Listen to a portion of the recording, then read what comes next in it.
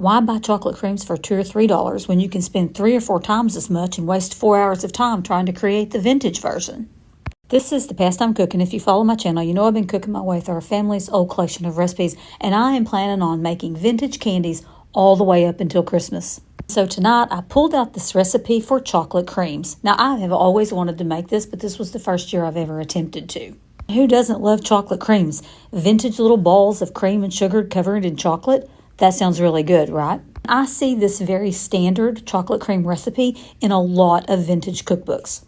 The recipe that I used today came from the early 1900s, and there's a reason that these recipes were so common. It goes back to the fact that the first candy bar was invented around 1866, and it was a chocolate cream candy bar. So you had the cream fondant center covered by chocolate. Then in 1879, Mr. Adolf Lindt created a way to get the grittiness out of the chocolate creams. They had been around before then, but they were gritty because you were using granulated sugar to make them.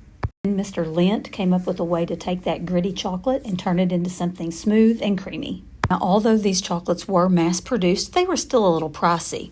Then you had World War I and the Great Depression, and people wanted to make them for themselves. But they couldn't make it as creamy as old Mr. Lindt could.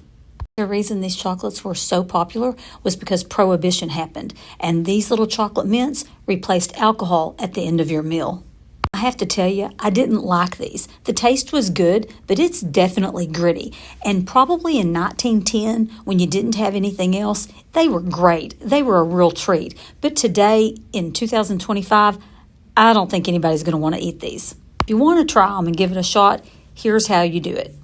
First of all, watch for a color change. If it turns a golden brown, you've went too far. You might as well start over. It's going to turn to sawdust. Keep your heat on medium and steady.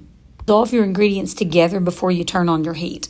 Now, I agree with the Minds. Chocolate is way too precious to waste, and I decided to save mine and not wrap these little buttercreams in it. It's a pretty easy recipe to make. It's cheap, it's easy, doesn't take a lot of ingredients, but it's gritty, and I say leave this recipe in the past.